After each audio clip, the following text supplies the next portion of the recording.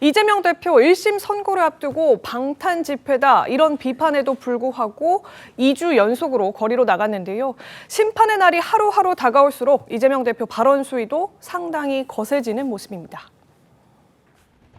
촛불로 몰아낸 어둠이 한층 크고 캄캄한 암흑이 되어 복귀했지만 어둠이 결코 빛을 이길 수 없다는 것을 우리 다시 한번 증명해 냅시다, 여러분. 대통령은 이 나라의 지배자가 아니라 국민의 공복임을 인정할 때까지 함께 포기하지 말고 싸웁시다. 국가 권력은 국민으로부터 나온 것입니다. 국민과 국가에 위태롭게 사용한다면 책임을 물어야 하는 것 아닙니까? 두 글자로 된 말을 차마 할 수 없어서 이렇게 말했습니다만 국민의 명령에 그들이 복종해야 합니다. 복종하지 않는다면 우리 앞에 무릎 꿇게 만들어 봅시다, 여러분. 지난 2주 동안 이재명 대표가 발언도 거칠게 하고요. 직접 총동원령도 내렸지만 민주당의 기대만큼 국민적 호응을 이끌어내는 데는 실패했다는 평가가 나오고 있습니다. 실제로 참여 인원도 꽤 많이 줄어들었습니다. 화면 함께 보겠습니다. 탄력을 받지 못하고 있는 집회. 자, 2일 집회. 지지난주 토요일이죠. 2일 집회에서는 경찰 추산 17,000명, 그리고 민주당 추산 약 30만 명이라고 주장을 했습니다만 9일 집회에서는 15,000명, 경찰 추산 2,000명 감소했고 그리고 민주당 추산 역시 스스로가 평가했을 때도 30만 명보다 10만 명 줄어든 약 20만 명이라는 주장을 또 내놨습니다.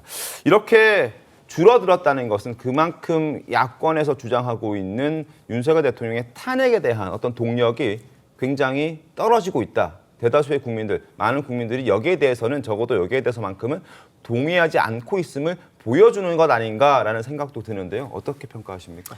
전국의 지구당, 이제 민주당 이름으로 따지면 지역위원회죠. 네. 지역위원회가 253개입니다. 그리고 수도권 120개가 훨씬 넘습니다. 그러니까 만약에 이재명 대표의 총동원령에 따라서 민주당 내의 현역 의원이나 지역위원장들도 동의를 했다면 상당수를 아마 이른바 동원했을 겁니다. 그렇죠? 네. 물론 뭐 자발적인 참여자가 없으라는 법은 없지만 동원을 했을 텐데 지금 그 결과를 보면 민주당 주장조차 이제 그 일주일 만에 33%가 결국 줄어든 규모 맞습니다. 아니겠습니까? 네.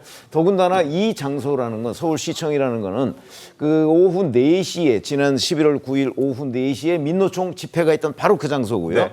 그다음에 5시쯤에 촛불 행동이라는 데가 집회를 했었고 이어서 6시 민주당이 반에. 6시 네. 반에 집회를 한 거거든요. 그러면 민노총이나 촛불 행동에 그 집회에 참석했던 사람들이 자연스럽게 민주당 집회에도 참여할 수 있었을 거라고요. 네.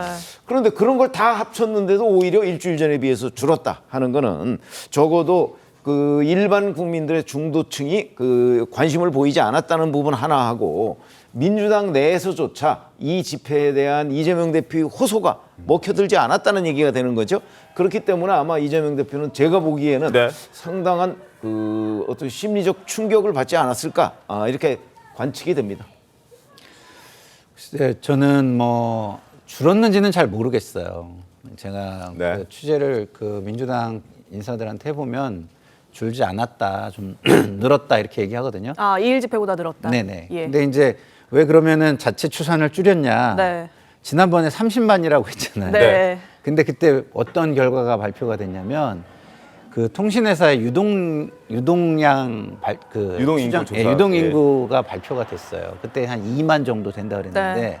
너무 차이가 나잖아요. 아, 그러니까 그때의 그게 너무 이제 국민들한테 주는 어떤 이미지가 안 좋을 거다라는 생각을 저는 했을 것 같고요. 그래서 좀 약간 축소해서 발표를 한 거 아닌가 이런 생각이 드는데 네. 어쨌든 그 통신에 의한 그 유동량 추산이 다시 한번 그 결과가 다시 나오면 예. 좀 더 확실하게 나올 것 같긴 한데 제가 알고 있기로는 그렇게 줄지는 않았다 이런 생각이 드는데 확 는 건 또 아니죠. 예. 사실은 이게 대통령의 담화가 있은 후에 확 늘 것이라고 좀 기대하는 부분이 있었는데 그렇죠. 늘지는 않았는데 그건 또 저는 어떻게 해석을 하냐면 이게 국민의힘과 현재 여당과 정권이 안 된다.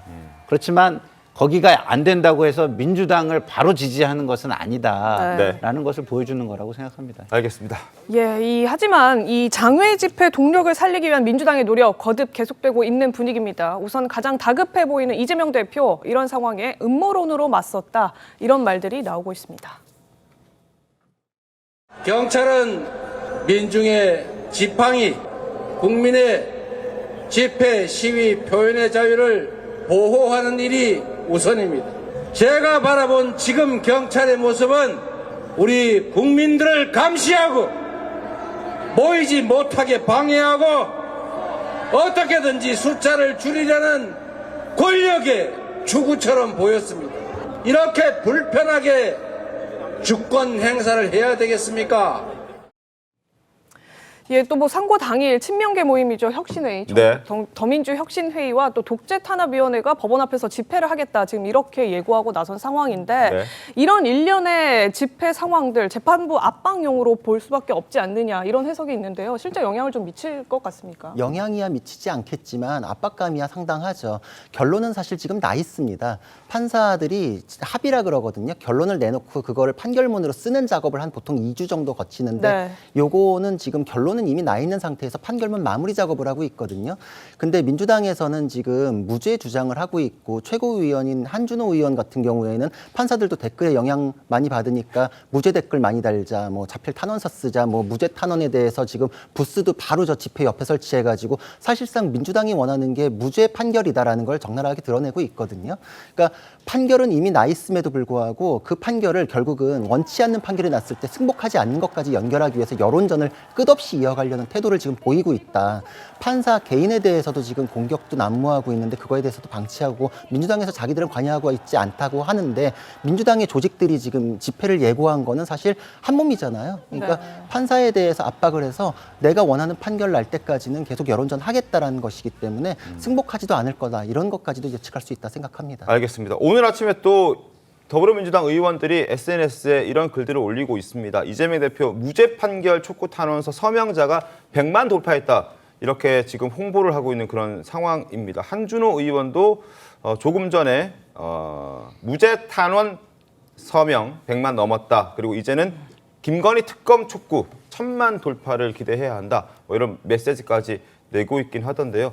어쨌든 여론전에 굉장히 박차를 가하고 있는 그런 상황인 것 같습니다. 민주당에서는. 글쎄요, 뭐 재판부 압박용 아니냐, 뭐 이런 시각도 있는 것은 분명하겠지만, 뭐 구 변호사님 말씀 주신 것처럼 지금쯤이면 이미 선고의 결과 다 나왔을 거고요. 그 결론에 맞춰서 판결문도 거의 다 작성이 되었을 가능성이 높거든요. 네. 그렇기 때문에 뭐 선고 당일에 뭐 더민주 혁신회의라든지 이런 분들이 뭐 집회를 하신다라고 하더라도 당연히 뭐 저는 재판부에 영향을 미칠 수가 없다고 생각합니다. 오히려 그 집회의 목적은 법원에 영향을 미치기 위함이 아니라고 저는 생각이 드는데, 네. 왜냐하면 이재명 대표는 뭐 형사 피고인으로서 그날 선고를 받는 피고인의 신분도 있지만 야당 대표로서 정치인의 신분도 가지고 있거든요. 네. 그렇기 때문에 지지자들이 관련돼서의 목소리, 정치적 메시지 낼 수 있다고 생각을 하고요. 그날 결과가 어떻게 나올지는 뭐 돼봐야지 알겠지만 결과에 따라서 당연히 야당 대표가 받은 이 수사와 그리고 이 재판에 대해서 정치적인 압박이 아니겠느냐, 이런 부분에 대해서도 메시지 얼마든지 나올 수 있기 때문에 이것을 바로 재판부 압박용이다라고 직접적으로 연결되지는 않는다고 봅니다. 알겠습니다.